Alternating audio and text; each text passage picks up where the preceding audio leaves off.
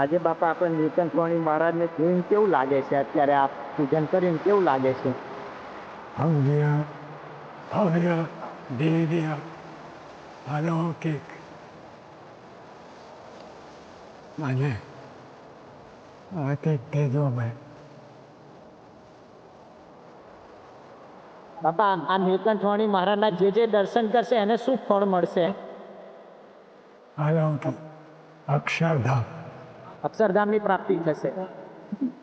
એના બધા શુભ સંકલ્પો પૂરા થશે અહીંયા આગળ જે હા, ચોક્કસ ચોક્કસ.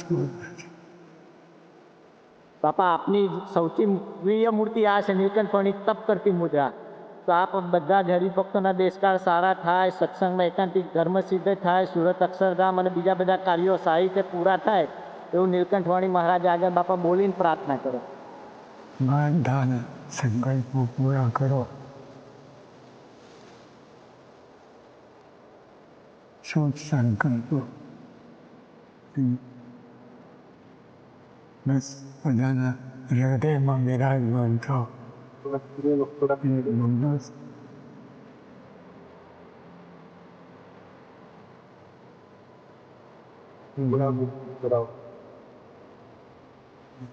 અત્યારે દિવસે આપો અને જગતનો સંકલ્પ કોઈને ના થાય અને આ તમારી પાસે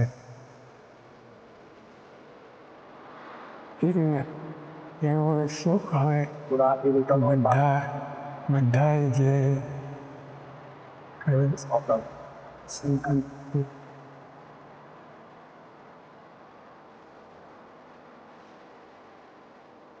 અહીંયા જે બાપા શુદ્ધ હૃદયથી પ્રાર્થના કરશે ભગવાનને એના બધા કાર્યો પાર પડશે હે ને?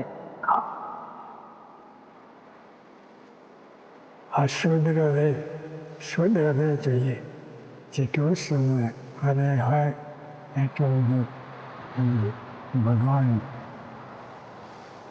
કાર્ય કરે. બાપા આપણે 2013માં જે NC-13 હતું ને એમાં આપણે છેલ્લા પ્રવચનમાં વાત કરી હતી કે આપણે ઘણી વખત આર્થિક રીતે દાન ન કરી શકીએ, શરીર સારું ન હોય તો દેહ કરીને પણ કશી સેવા ન કરી શકીએ, પણ કેવળ જો ભગવાનને સાચા હૃદયથી પ્રાર્થના કરીએ તોય મોટી સેવા થાય. તો એ વાત બાપા સાચી છે ને? હા, સાચું છે. કેમ કે ભગવાનને એ જ જોઈએ છે, શુદ્ધ હૃદય જોઈએ છે. બીજું બધું તો ઠીક છે પણ શુદ્ધ હૃદય ભગવાનની શુદ્ધ હૃદય પ્રાર્થના કરી.